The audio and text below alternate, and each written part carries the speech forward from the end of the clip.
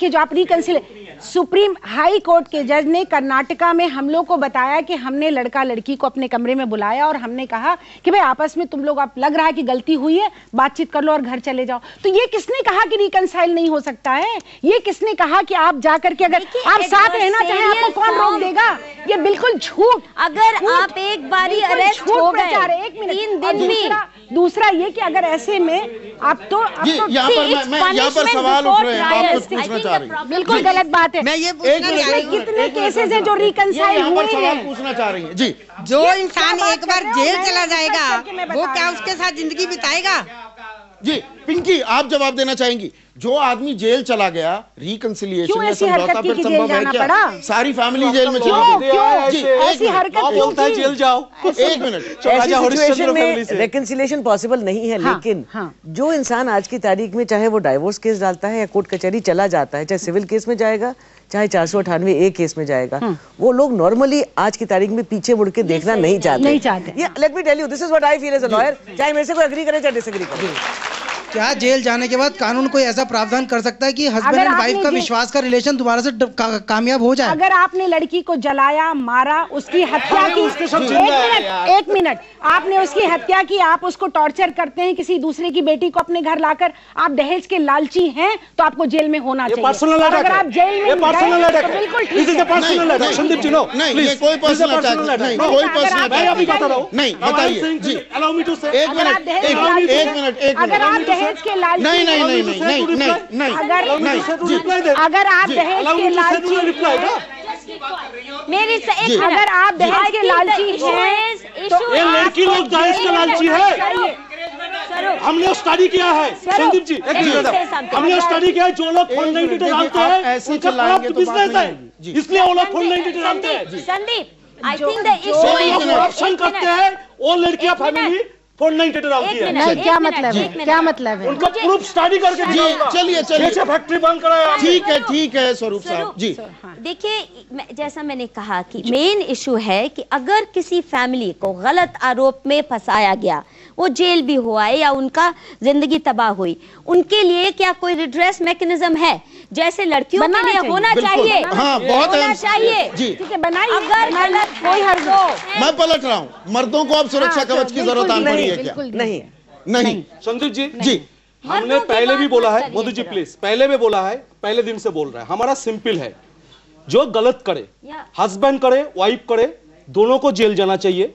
अभी जो बोल रहा है ना, बार बार औरत पीटती है, मेरे पास 56,000 हस्बैंड मरे हैं, मेरे पास वीडियो है, रिकॉर्डिंग है, कैसे कैसे गालियां है, आपका चैनल को मैंने दिया है। तो देखिए, मेन चीज सुप्रीम कोर्ट का जजमेंट में आई है। देखिए, आज इनके बात, मेरा बात, इनका बात मत सुनिए। You are the media expert, एक minute, you are the media expert, you know the best. तो जुडिशियरी का बात आप नहीं मानेंगे, सुप्रीम कोर्ट का बात, तो ये देश में आप छोड़ के चले जाइए ना, जो देश है। Second thing, Modi ji please मेरा लास्ट फाइनल बोल दीजिए। चलिए, हम क्या चाहते हैं, हम आदमी लोग क्या चाहते हैं, आप जो भी लॉ बनाइए, मेन वोमेन चेंज करके पर्सन कर दीजिए, हस्बैंड वाइफ चेंज करके स्पाउस कर दीजिए। आप सोचते हैं लड़कियां कोई गलतियां नहीं करते तो डरते क्यों है? और मैं बोल रहा हूं 2 साल में ये जो स्टैटिस्टिक्स है ना, 10 टाइम्स वोमेन क्राइम में जेल ज्यादा जाएगा। चलिए, आपने रास्ता दिखा दिया। ये अंतिम पड़ाव के लिए मैं रखना चाह रहा था कि संशोधन अगर किए जाए, मैं रंजना आपके पास आ रहा हूं, वक्त की कमी है, अगर संशोधन किए भी जाएं तो क्या कुछ संशोधन किए जा सकते हैं? अंतिम पड़ाव, छोटा सा सेगमेंट, ब्रेक के बाद। अंतिम पड़ाव पर आ गए हैं हम, रास्ता भी तलाशने की कोशिश करेंगे, क्या कुछ बदलाव भी हो सकते हैं, लेकिन कुछ जनता जनार्दन की कहानी, उन्हीं की जुबानी यहाँ पर आपके साथ भी कुछ दिक्कत हुई जी। मैं योगेश कुमार, मैं रंजना जी से एक सवाल पूछना चाहूंगा कि मैं अनमैरिड था, मेरी एक संस्था से शादी हुई जिसमें अनमैरिड लड़की ने लिखवाया था नाम, तो मुझे शादी के तीसरे दिन पता लगा कि उसकी शादी पहले इस हस्बैंड से, दूसरी इस हस्बैंड से और तीसरी फिर मुझसे हुई थी। तो मैडम, इसके ऊपर इसके ऊपर ताली बजाने की बात नहीं है, गंभीरता से सुने, ये ताली बजाने की बात नहीं है। ऊपर मैडम कौन सा केस बनना चाहिए? उसने मेरे ऊपर झूठा मुकदमा 498 लगा दिया, डीवी एक्ट लगा दिया 125 और डिवोर्स का। अब मैंने उसके ऊपर जब 420 का डाला तो अब उसने मेरे ऊपर 4 केस चल रहे हैं। अब मैं क्या करूं मैडम, बताओ आप। जी ये बिल्कुल देखिए, ये फ्रॉड है। ये पुरुष भी करते हैं, 3-3 शादियां चुपचाप कर लेते हैं, औरतें भी कर, अगर इस औरत ने भी किया है, ये एक फ्रॉड है। ये इन्होंने गलत किया है, और गलत किया है तो आप फ्रॉड में उसको जो सजा मिलनी चाहिए उसको। जी, अब मैं आप लोगों के पास पिंकी आपसे शुरू करता हूं, क्योंकि कानूनी, देखिए फिर कानूनी पेंच आ गया। एक जनाब है, 3-3 शादियां किसी औरत ने कर ली, इन पर ठोक दिया 498A, तो क्या किया जाए ऐसे में? देखिए, जहां पर कानून में कमी है, सिस्टम में कमी है, उसकी बातचीत करना, ये कहना कि ट्रायल लंबा सिस्टम चलता है उसको कम करना चाहिए, इसमें कोई दो राय नहीं है। आज की तारीख में हम लोग जो बात कर रहे हैं कि 490 में क्या क्या खराबी है, सबसे ज्यादा खराबी क्या है नॉन इम्प्लीमेंटेशन में। जो मधु जी ने कुछ बातें कही पुलिस रिफॉर्म्स की या प्रॉपर कॉग्निसेंस देने की, ना कि सिर्फ 2-4 केस लेके उसकी बुराई करने की। ये नॉन बेलेबल, नॉन कंपाउंडेबल, उसे बेलेबल और कंपाउंडेबल कर दिया जाए। उससे पूरा कोई मकसद इस देश में नहीं सॉर्ट आउट होगा। अगर ये मकसद हमारा है कि डाउरी की जो डिमांड होती है, जैसे भी उसकी डेफिनेशन करी जाए, शायद उसमें संशोधन की जरूरत है, जैसे मधु जी कह रही थी। अगर मान लीजिए वो हो भी, तो भी उसकी इंप्लीमेंटेशन की रिक्वायरमेंट है, उसको सिर्फ हटाने की रिक्वायरमेंट नहीं। दूसरा मेन संशोधन जो आज की तारीख में जो सुप्रीम कोर्ट ने कहा, स्वरूप जी सुप्रीम कोर्ट जजमेंट लेके बहुत आगे दिखा रहे हैं, लेकिन उस जजमेंट में सिर्फ ये है कि जो लोग बाहर रहते हैं, जो अनमैरिड या married sister in law, brother in law है, जो फैमिली के साथ नहीं रहते, उनको ऐसे आरोपों में घसीटना नहीं चाहिए। इस संशोधन हो सकता है, इसमें definitely there is some consideration which is required. चलिए, एक ये संशोधन दिया आपने, व्यवस्था को दुरुस्त करने की बात की। अब 20 सेकंड है मधु आपके पास, उसके अलावा क्या बदलाव आप देखती हैं?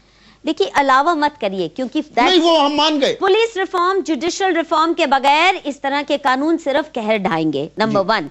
नंबर 2, सिंपल मैसेज बेटियों के परिवारों को जाना चाहिए, उनको जलने या पिटने तक की नौबत तक वहां मत छोड़िए। और सिर्फ कानून या थाने और कचहरी में आपकी बेटियों का भविष्य नहीं तय होगा, माँ बाप के घर और उनकी सपोर्ट से ही एक बेटी फल फूल सकती है। बहुत बढ़िया। स्वरूप संदीप जी, हमने जो रिकमेंडेशन दिया है, नंबर 1 जो रिलेटिव वर्ड है उसको रीडिफाइन किया जाए। रिलेटिव का मतलब किस किस को मानेंगे, इनकी भी कह रहे हैं। नंबर 2 हमने जो रिक्वेस्ट किया है, देखिए ये एक तरफ है बोलने का, जो हस्बैंड सब झूठा है, जितना वाइफ है राजा हरिश्चंद्र फैमिली में है, बिल्कुल गलत है। मैरिज में ह्यूमन नेचर में आदमी मेन वुमन को रिप्लेस करके पर्सन कीजिए, हस्बैंड वाइफ को रिप्लेस करके स्पाउस कीजिए ना। मैं समझ गया। रंजना, क्या बदलाव आप देखती हैं, या जो व्यवस्था है इसे और मुकम्मल तरीके से इस पर अमल किया जाए? जो दहेज को ले रहे हैं, दे रहे हैं, जेल जाने के लिए तैयार रहें, नंबर 1। नंबर 2, दहेज की वजह से सिर्फ हिंदुस्तान में जो लाखों लड़कियां मर रही हैं, हम सब की जिम्मेदारी है जी। इसलिए जरूरी है कि दहेज लेना देना बंद करिए। अगर दहेज का लालच करते हैं तो जेल जाने के लिए तैयार रहिए। तो चलिए, लब्बो-लुबाब ये कि हमें अपने गिरेबान में भी झांकना होगा। ये कह देना कि व्यवस्था खराब है, पुलिस वाले भ्रष्ट हैं, वकील पैसे कमाते हैं, हम क्या करते हैं? हम अपनी आवाज पुरजोर तरीके से बुलंद क्यों नहीं करते? पहली बात, दहेज नहीं लेना है। दूसरी बात, हमें जो संशोधन की है, कानून वक्त के साथ कुछ ना कुछ बदलते रहना चाहिए। लगभग 26-27 साल हो गए हैं। और जो बात यहाँ पर पिंकी कह रही थी कि पूरे परिवार को घसीट लो जिनका कोई लेना देना नहीं, क्या ऐसे बदलाव करने के लिए भी हमें सोचना होगा? ये सरकार को सोचना होगा। बतौर समाज हमारी सोच क्या है? क्या हम दहेज को खत्म करने के लिए तैयार हैं? अपने गिरेबान में झांकिए। आज बस इतना ही। नमस्कार।